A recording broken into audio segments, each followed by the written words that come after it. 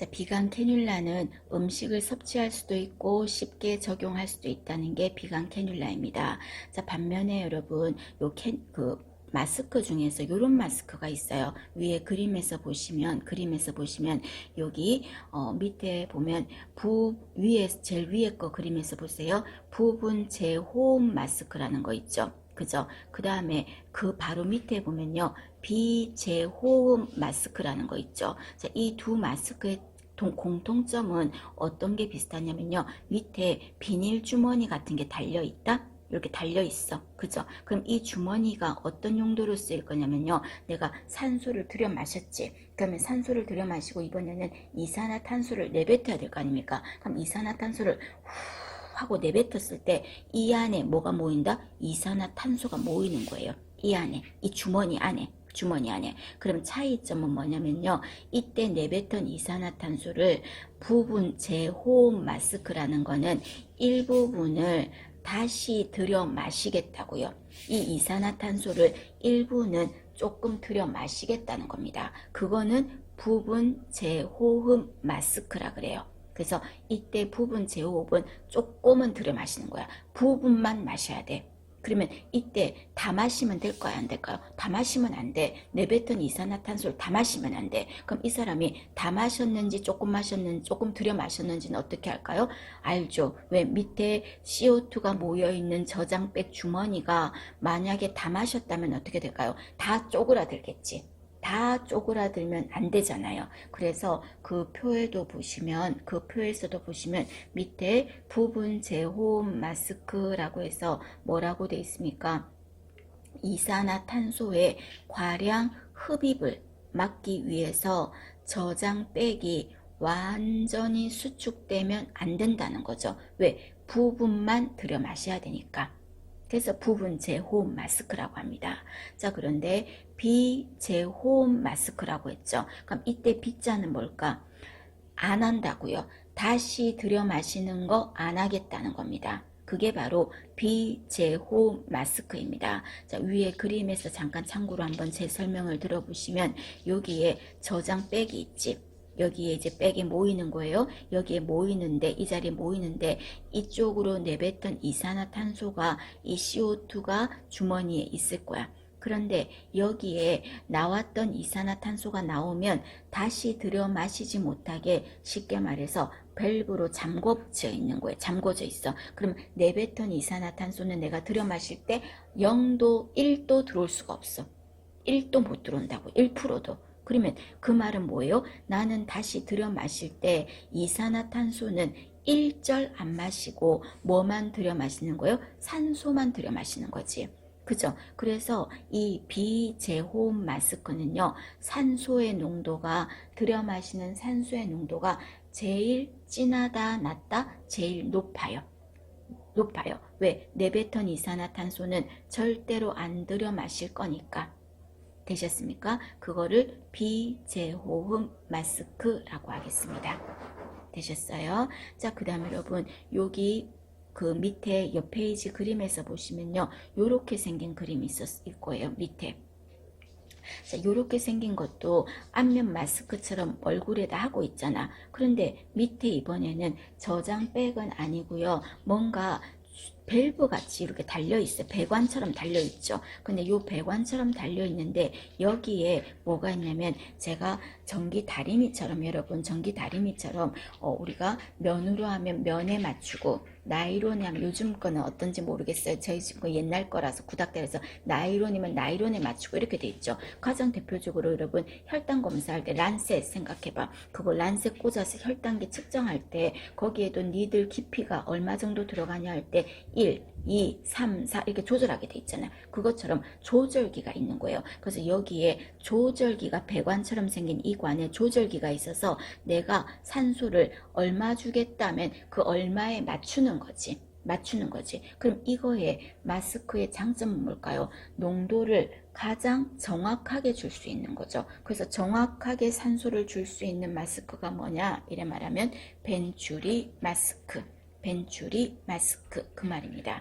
자, 그래서 여기에 벤츄리 마스크는 정확한 농도를 줄 때 좋다는 거. 그 다음에 부분 제호흡은 일부분 이산화탄소는 일부분은 들여 마시겠다는 거. 하나도 안 들여 마시는 가장 높은 산소를 주는 거는 뭐라고 한다? 비제호흡 마스크라고 한다. 그러나 가장 보편적으로 쓰는 건 어떤 거다? 비강 캐뉼라 하는 게 가장 편하기 때문에 가장 많이 쓴다. 그런데 들어가는 투여되는 산소의 농도는 옆에 그냥 눈으로 쓱 봐도 어때요? 가장 수치가 적어요. 그래서 산소를 좀 해줘야 돼도 될 때는 비강 캐뉼라라는 방법이 있다는 거. 되셨죠? 자, 그 다음에 그림에서 보시면 여러분 7번에 산소 후드라는 것도 있어요. 이거는 애기 얼굴에다가 후드 뚜껑 뭐 이게 뚜껑 씌워듯이 있잖아요. 우리 후드티 할 때 모자 쓰는 것처럼 이렇게 해놓은 거는 산소 후드라고 합니다. 주로 누구한테 할까? 애기들한테 하겠죠. 영아들한테 산소 줄 때. 답답해 하니까 이 방법을 쓰고요. 그 다음에 밑에 보시면 산소 텐트라는 거 있죠. 이거는 말 그대로 텐트처럼 해서 안에 산소를 주는 거예요. 그럼 이 얘기는 안에서 이 공간 안에서 움직일 수 있어요? 못 움직여요? 움직일 수 있겠죠. 그죠? 움직일 수 있겠죠. 그래서 편하게 움직이면서 산소를 할 수 있는 거죠. 이런 방법은 산소 텐트라고 합니다. 모기장처럼 생긴 겁니다. 되셨습니까? 한번 그래도 읽어봐 주십시오. 자, 그 다음에 밑에 보시면 여러분 염증의 국소 증상이라는 거 이거 여러분 너무 중요합니다. 여러분 특히 뭐가 중요할까요? 이 중에서 더 중요한 거를 찾는다면 염증의 4대 증상이요. 4대 증상. 그래서 빨갛고 그쪽이 부어있고 그쪽이 열나고 아프고 하는 거. 발적, 발열, 부어있고 아프다 하면은 국소염증의 4대 증상이라고 합니다. 그리고 여기에다가 플러스 5대 증상이라고 한다면 어떤 것까지 들어간다? 그쪽이 아파서 발가락을 못 움직일 것 같아요. 그리고 그쪽이 아파서요. 발가락을 꼼지락꼼지락 거리라 해도 못하고 그쪽으로 걸어보라 그래도 못 걷겠어요. 이런 거를 뭐라고 한다? 국소 증상에 들어갑니다. 자, 그런데 체온 상승은 국소 증상에 들어간다 안 들어간다? 안 들어가요. 체온이 올라간 건 이거는 뭐다? 전신 증상이에요. 그 다음에 식욕이 없다 이것도 뭐라고요? 전신 증상입니다. 전신 증상입니다. 되셨습니까? 자, 그 다음에 임종의 단계라고 돼 있죠. 임종의 단계. 어떤 단계? 부정, 분노, 협상, 우울, 수용 단계. 자, 이 중에서 그럴 리가 없어. 절대 그럴 리가 없어 하고 여러 병원을 돌아다녀. 그건 뭐예요? 부정 단계. 그리고 또는 뭐 3개월 산다고 했는데 3개월밖에 못 산다고 시한부 선언을 받았는데 10년 뒤에 해외 세계 일주할 거 계획을 짜고 있어. 버킷리스트를 짜고 있어. 그건 뭐예요? 받아들이지 않는 거죠. 3개월밖에 못 산다는 거를 부정 단계. 그 다음에 우리 아이가 고등학교 졸업할 때까지만 살게 해주신다면 여한이 없겠어요? 그건 뭐예요? 협상 단계. 고등학교 때까지만 살게 해주신다면 나도 이렇게 하겠다. 거래하는 거죠. 이런 단계를 협상 단계라고 합니다. 되셨습니까? 5단계 간단하게는 알고 계셔야 되고 그 다음 우리가 사후처치라는 거는 여러분 어떻게 하는 겁니까? 환자를 반듯하게 눕혀야 돼. 그리고 사지를 똑바로 해줘야 돼요. 반듯하게 눕히고 사지를 똑바로 펴줘야 돼요. 빨리 안 펴주면 사후 강직이 나타날 수가 있거든요. 그럼 이때 사후 처치는 환자가 숨을 안 쉬고 있다고 그래서 사후 처치하고 막 영안실로 내리고 하면 안 되죠. 그럼 사후 처치는 언제 할 수 있다? 의사의 사망 선언이 있은 후에 사후 처치가 들어가겠습니다. 자, 그 다음에 밑에 보시면 욕창의 발생 기전이라고 돼 있죠. 자, 욕창의 발생 기전은 자, 전체적으로 눈도장 잘 찍으세요. 자, 욕창은 어느 경우에 잘 생긴다? 압박을 지속적으로 받을 때, 그리고 영양 상태가 불량할 때, 그리고 탈수와 같은 피부 상태일 때 잘 생겨요. 그리고 또 언제 또 잘생깁니까? 욕장 하면은 잘생기는 경우 고발 환자가 어떤 환자가 잘생깁니까? 무의식 환자,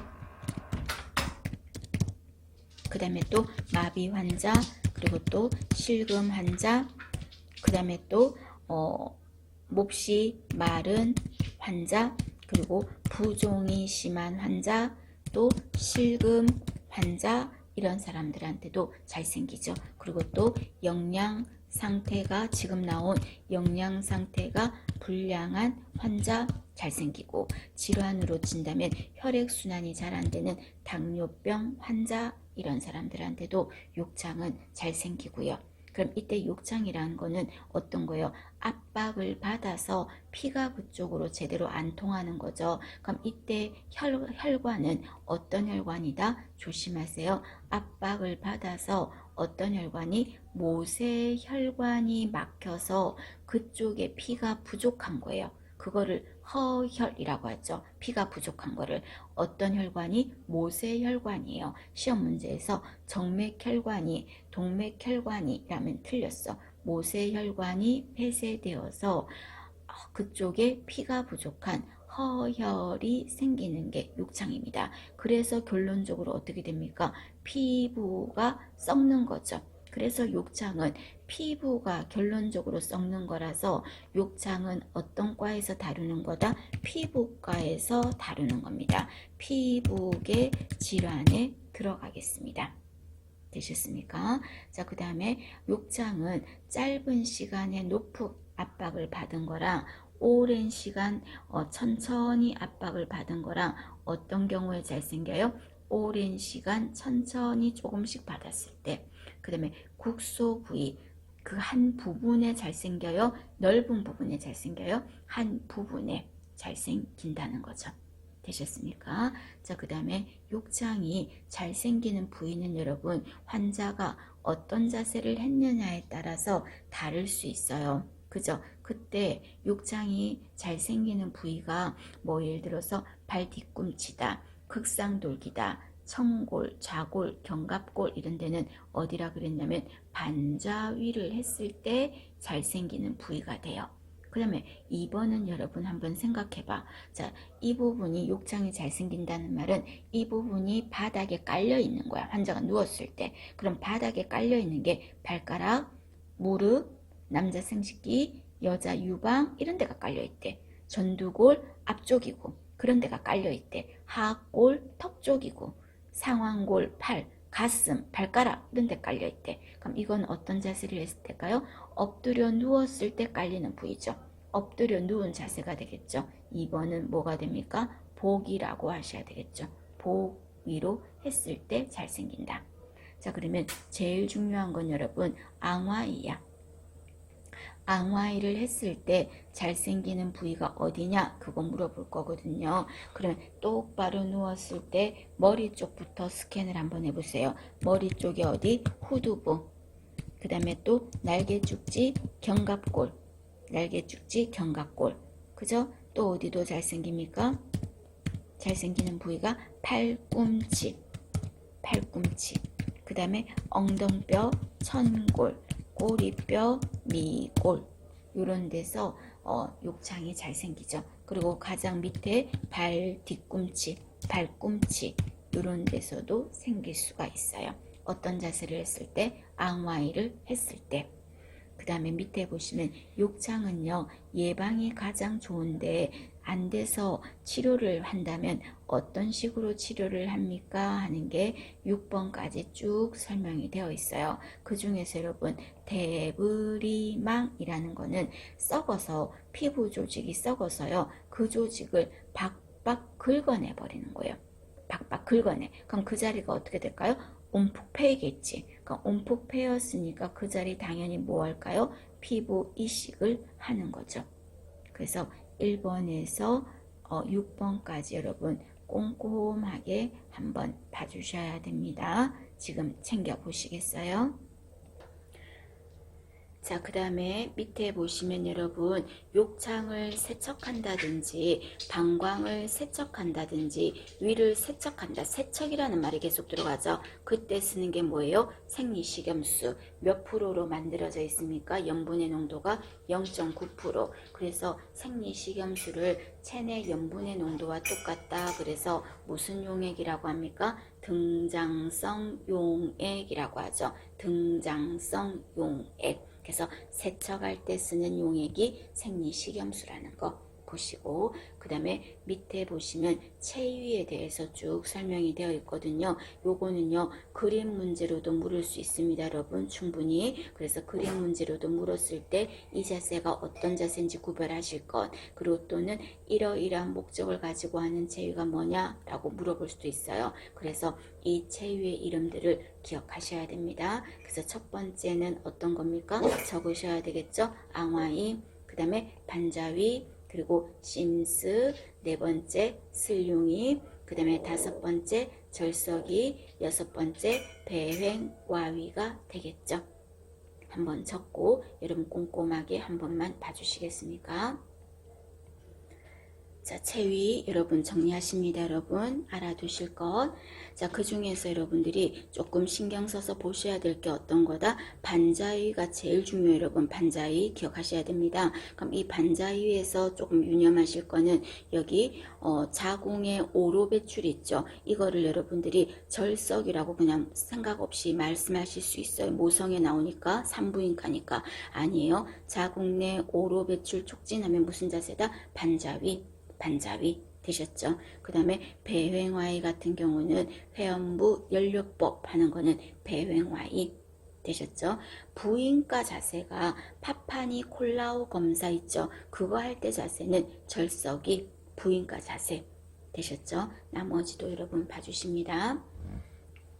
자, 그 다음에 밑에 보시면 운동에 대해서 쭉 설명이 되어 있어요. 자, 운동에는 대표적으로 등장성 운동과 등척성 운동이 있거든요. 그래서 여러분들이 안에 가로에다 채워보시면 등장성 운동이라고 하셔야 됩니다. 등장성 운동. 그래서 등장성 운동은 어떤 거였어요? 관절을 움직였어요. 그래서 관절을 움직여서 길이가 변할 거예요. 그래서 구부렸다 폈다 구부렸다 폈다 이렇게 하는 거는 등장성 운동이죠. 그래서 우리가 대부분의 신체 운동은 등장성이야. 그래서 수영하는 거, 조깅하는 거, 자전거 타는 거, 스트레칭 하는 거 이런 거 전부 다 관절을 움직인 거잖아요. 등장성 운동이에요. 반면요 등장성 운동은 어떤 효과를 가지고 있냐면요, 우리가 등장성은 조깅이나 그런 거를 말한다고 생각하면 심폐기능이나 이런 게 키워질까 안 키워질까? 키워지겠죠. 그래서 심박동이나 심장, 심폐기능 이런 거 다 좋아질 거예요. 그리고 근육의 힘 같은 것도 커질 거예요. 그래서 이런 거는 등장성 운동이고, 자, 그 밑에 보시면 적으셔야 되겠죠. 등척성 운동이라고 하셔야 돼요. 자, 등척성 운동은 어떤 거다? 관절을 움직이지 않았어요. 움직이지 않고 힘을 어떻게 해요? 줬다가 풀고 조였다가 풀고 이런 거죠. 그래서 특정 근육을 키우는 거예요. 텐션 키워주는 거예요. 텐션을 키워주는 거, 그런 거를 등척성 운동이라고 합니다. 그래서 관절을 움직이지 않고 그 말에 포커스 잡으시고 특정 근육을 강화하는 거, 전체 근육이 아니라 등장성 운동은 전체 근육의 힘을 키워주는 거거든요. 그게 아니라 등척성은 특정 근육을 강화하는 거야. 힙 또는 허벅지 이런 식으로 그쪽 근육만 강화하는 운동입니다. 그래서 두 번째 줄에 탄력, 텐션 이런 거를 유지하는 게 등척성 운동이다. 그래서 우리가 보통 헬스를 하거나 또는 뭐 뱃살 같은 거 뺀다고 복부, 엉덩이 이런 데 힘주는 거 있죠. 그런 운동이 등척성 운동입니다. 그리고 이때 이거를 하면 어떤 점이 좋다? 운동 부위나 이런 데 혈액순환도 증가가 되고요. 등척성 운동을 하면 뼈 재생의 효과도 있고 피가 한 곳에 쏠려 있는 정맥 우렬 같은 것도 예방할 수가 있어요. 그런 게 등척성 운동입니다. 그래서 우리가 허벅지에 대퇴부에 석고붕대를 했다. 다리에 석고붕대한 환자가 다리에 힘을 줬다가 펴주고 힘을 줬다가 펴주는 그런 운동을 뭐라고 한다? 등척성 운동이라고 하겠습니다. 되셨습니까? 봐주실 것. 자, 그런데 이때 운동에는요, 보시면 골다공증 환자가 근육 수축을 하고 싶어. 골다공증 환자한테 근육 텐션을 유지하게 하고 싶어. 이때 하는 운동이 뭐라고요? 등척성 운동입니다. 등척성 운동. 그래서 골다공증 환자는 어떤 운동이 좋다고 합니까? 보편적으로 걷기, 그리고 또 근육 수축 운동, 이런 게 도움이 된다. 등척성 운동이 도움이 된다. 그 말이고요. 자, 그 다음에 보시면 팔꿈치 관절 있죠. 자, 팔꿈치 관절이 하는 운동을 적어 본다면 팔꿈치는 구부릴 수 있죠. 구부리는 거 굴곡, 그죠? 또 펴는 거 신전. 그 다음에 또 팔꿈치는 안으로 돌려서 하는 거는 회내. 이거 팔꿈치 운동. 바깥으로 돈다. 회외 운동. 이거는 어디 운동? 팔꿈치 운동이었어요. 그 다음에 발목 운동에는 어떤 게 들어간다? 발바닥이 안을 보는 거 뭐라고 합니까? 4번 적으셔야 되겠죠? 발바닥이 바깥을 향해 돌아가는 거 외번. 그리고 발가락이 어떻게 발끝 쪽으로 제껴 떨궈지는 거. 떨궈지는 거는 족저굴곡. 그 다음에 발등 쪽으로 위로 제껴 올려지는 거는 족배굴곡이에요. 결론 4번, 외번, 족배굴곡, 족저굴곡 이런 거는 전부 다 어디 운동이다? 발목 운동이에요. 다른 데는 이 운동이 있다 없다? 없어요. 그리고 자, 인체의 중앙에서 가까워지는 운동을 뭐라고 한다? 내전. 중앙에서 멀어지는 걸 뭐라고 한다? 외전이라고 합니다. 이 두 가지 운동은 팔다리 쪽의 운동이에요. 그래서 사지 운동에 내전과 외전이 들어갑니다. 절대 척추 내전 외전 못해요. 목 내전 외전 못해요. 내전 외전 운동은 무조건 팔다리 그런 쪽의 운동입니다. 되셨습니까? 그래서 우리가 움직일 수 있는 관절 운동에는 구별하실 게 원래 이루고 있던 각도보다 작아지는 거, 그 말은 구부렸다는 거거든. 그런 운동을 굴고, 그 다음에 원래의 각도보다 뻗어서 커지게 만드는 거는 뻗었다는 거죠. 신전. 두 가지 구별할 것. 그 다음에 세 번째는 인체의 정중선에서, 그 말 나올 거야. 정중선에서 가장 가운데에서 멀어진다, 뭐 이런 말이 나오거나 아니면 가까워진다, 뭐 이런 말이 나올 거야. 그럼 이런 말이 나오면 전부 다 무슨 운동이다? 멀어진다고 하면 외전, 그죠? 가까워진다고 하면 내전이 되겠죠. 정중앙에서 그 말이 들어갈 거고, 그 다음에 구별하실 거에서 발바닥이 안을 보는 거는 4번, 발바닥이 바깥을 향해 보는 거는 외번이라는 거 구별하실 것. 그 다음에 이번에는 자, 발가락이 아래쪽으로 떨궈지는 거 족저굴곡, 그죠? 또 발가락을 발등 쪽으로 위로 제껴 올리는 거 뭐라고 해요? 족배굴곡이라고 하죠. 자, 이것도 어디 운동이다? 발목 운동에 들어간다는 거. 되셨습니까? 그래서 이런 운동 이름 정확하게 구별을 하실 것.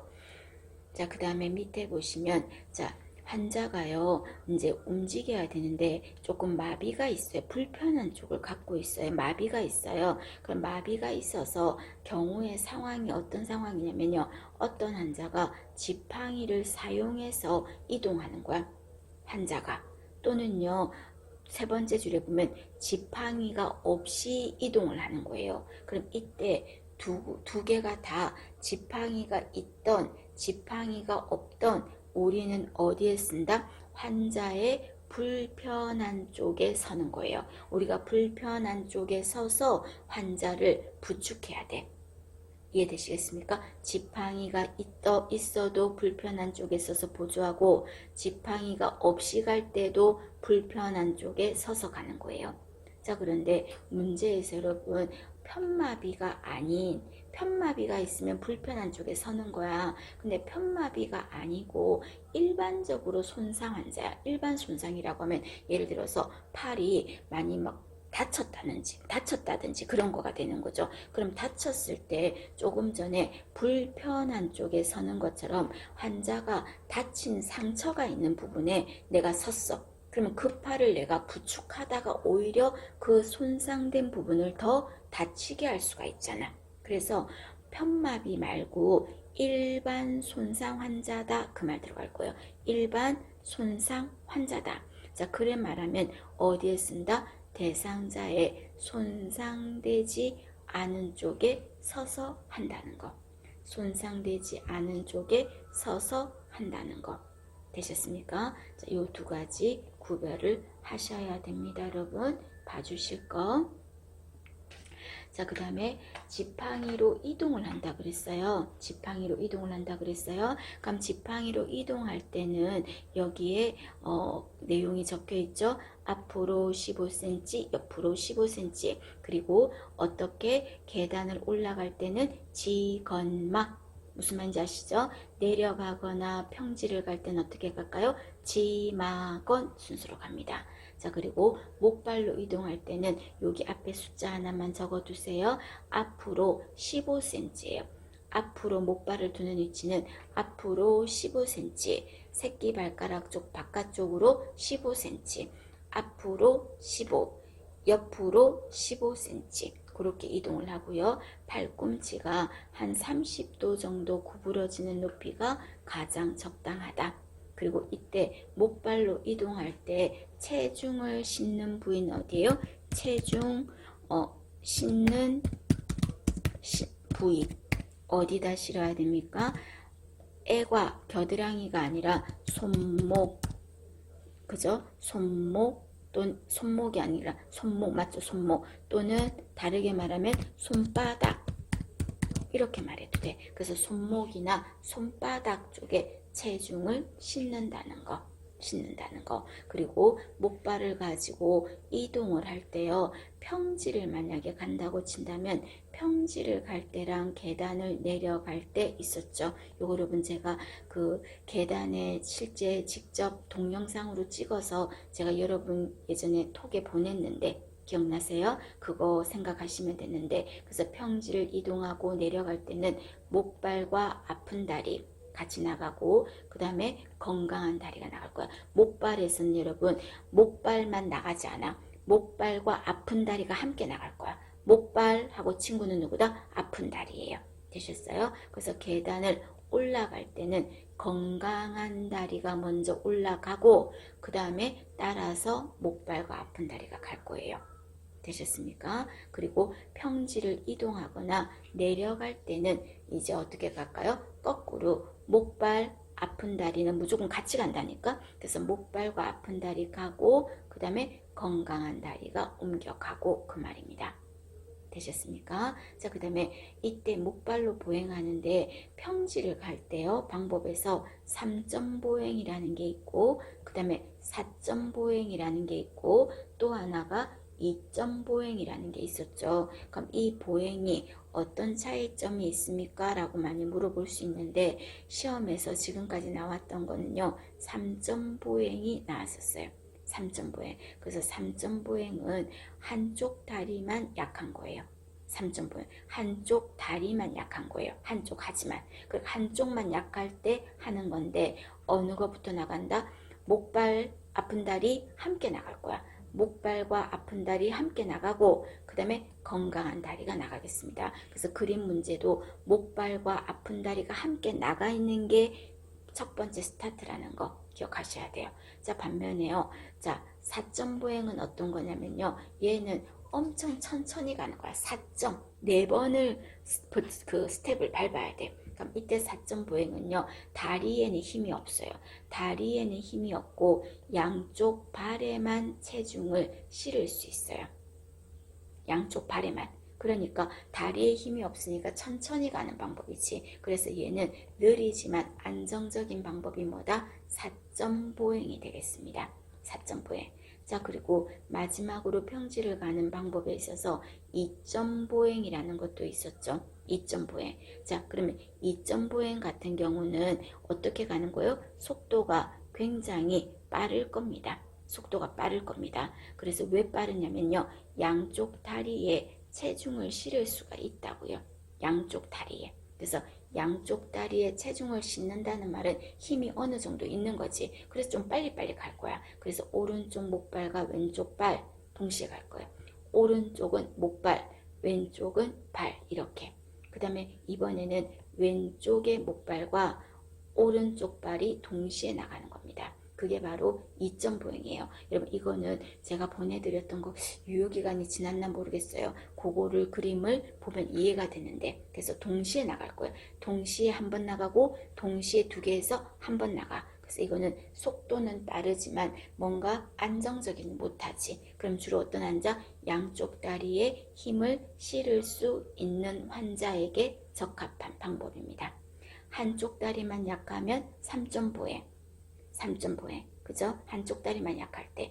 양쪽 발에만 체중을 실을 수 있다면 어떤 거 할까요? 4점 보행. 그죠? 발에만 실을 수 있으니까 힘이 없으니까 4점 보행. 양쪽 다리에 실을 수 있다면 2점 보행. 그렇게 해서 평지, 목 계단을 올라가고 내려갈 때, 지팡이 같은 경우도 올라가고 평지 갈 때, 내려갈 때 세 가지 상황씩을 각각 정리를 잘 하십시오. 운동과 이동 돕기는 분명히 시험에 나올 겁니다, 여러분.